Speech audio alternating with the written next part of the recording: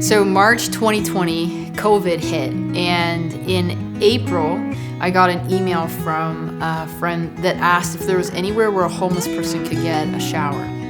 I sent an email to the mayor, the deputy mayor, and our CAO here in Bradford, and just asked. It was pretty profound, to tell you the truth, when we got the email that we were dealing with homelessness in our community, and I talked to Rob right away and said we've got to do our best, and I realized that, you know what, this is what we're here for.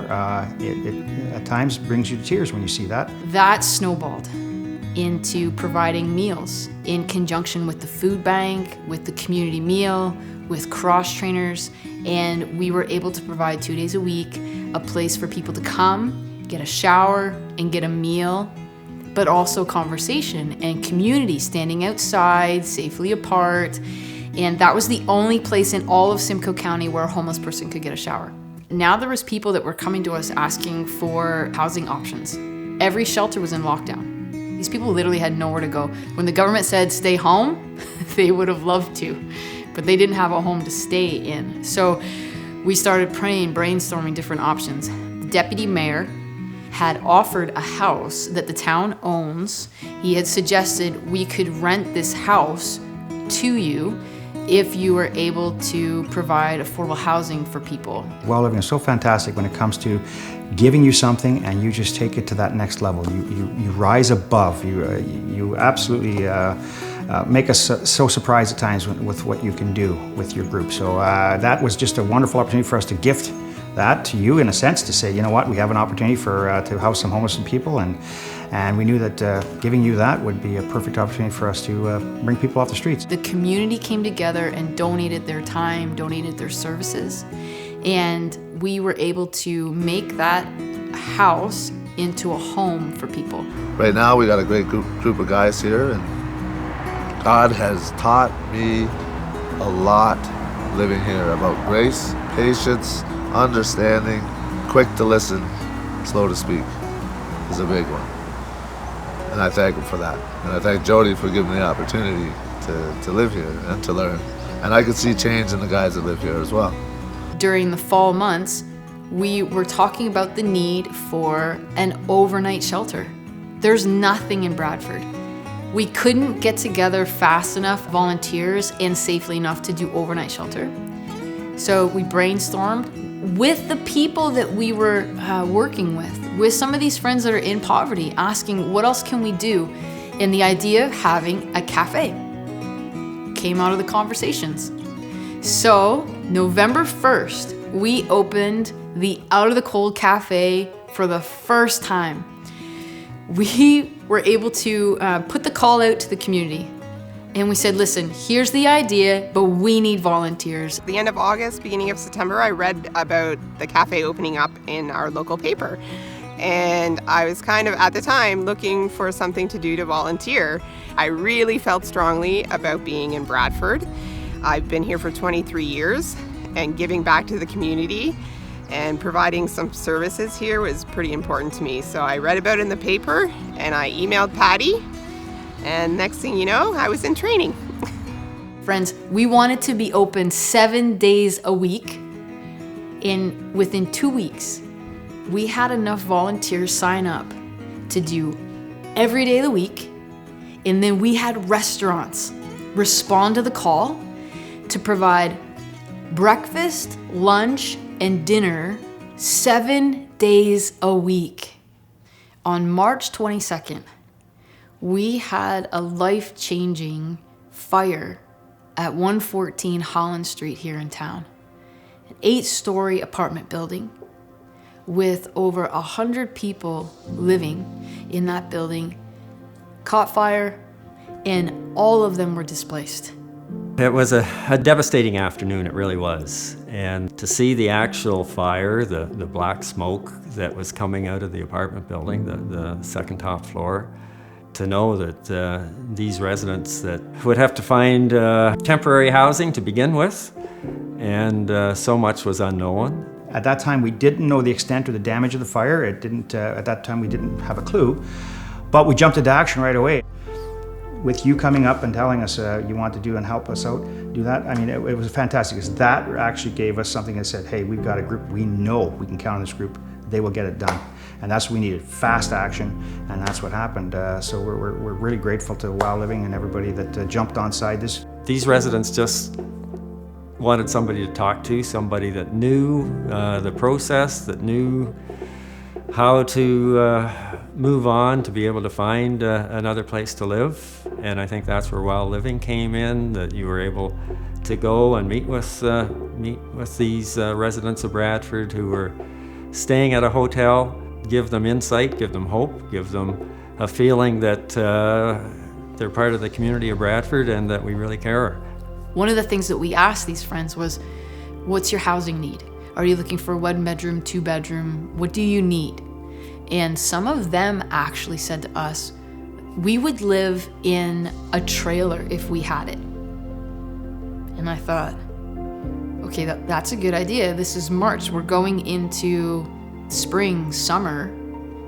Where would we put them if we could get trailers? And my first thought was, well, there's some churches in town that have land. And I reached out to Bradford Community Church. All of a sudden, I got this phone call from this crazy woman named Jody Greenstreet. Hey, would it be okay if we put a trailer on your property for some homeless people? And, well, it kind of went from there to, well, I'll do you one better. We have a portable that we could reno. Bradford Community Church is partnering with WOW Living, and the idea is that we would put 6 pads. So think concrete pad, and then think a really nice sturdy pavilion over each of those pads. The pavilion helps to save the life of a trailer with the rain and the elements, but the pavilion also, it doesn't look trailer trashy, right? It adds some, it's aesthetically pleasing.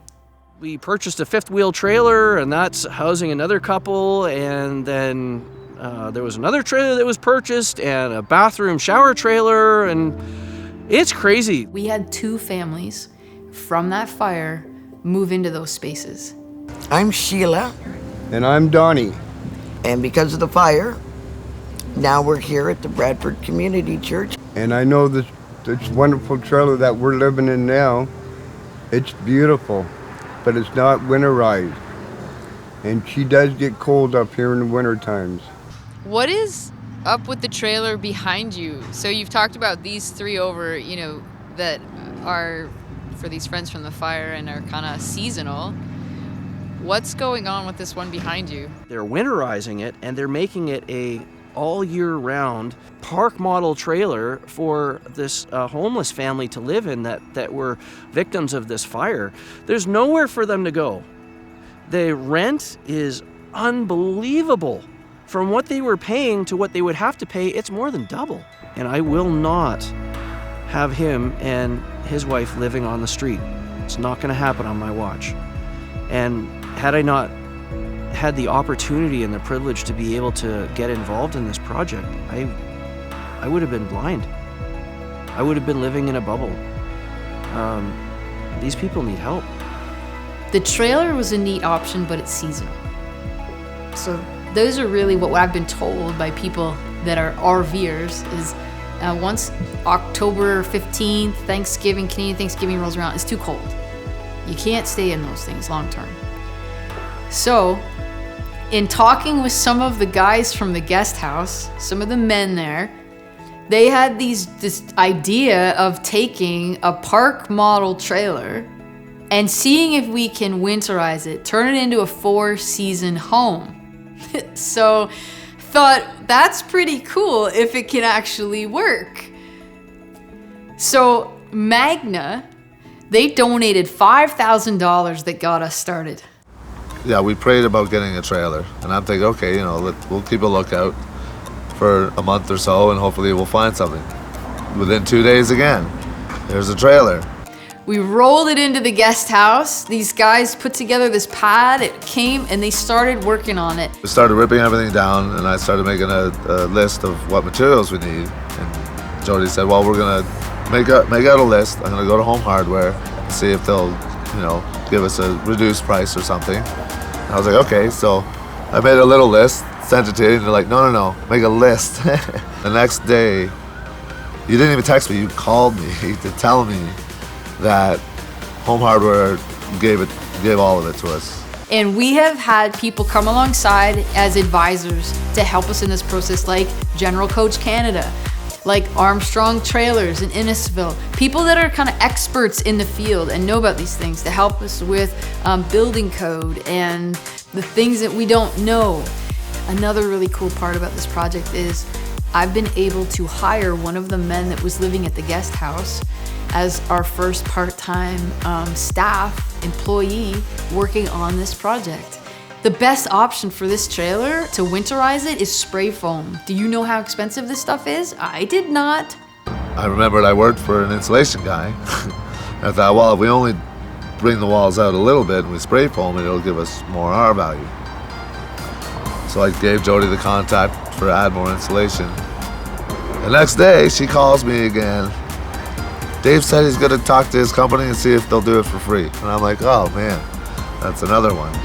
I went into the trailer a couple of days ago to look at it, and what was being done in there brought tears to my eyes.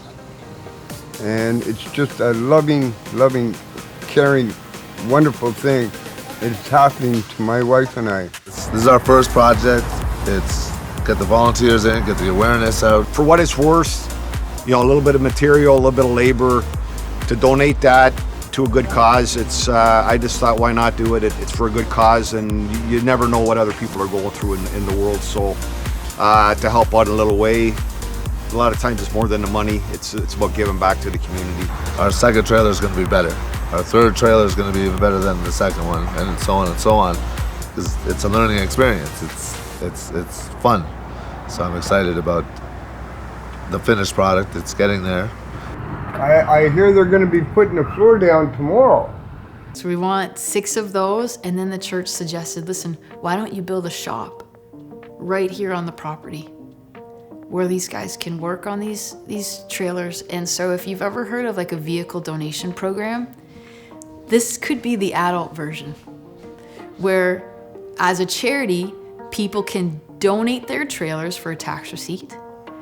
And then these men, Lord willing, this is what we're hoping for, we can employ some of these men to work on converting these trailers into 4-season home, mobile homes, that they're learning everything about their home.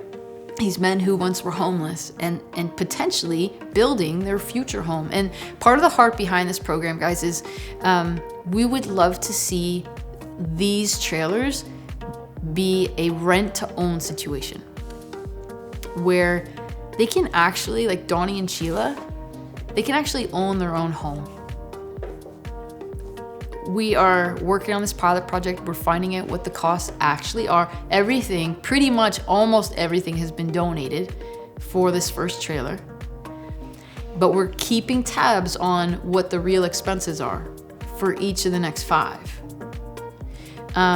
And our hope is that we can offer these people who may have never thought possible the opportunity to own a little home.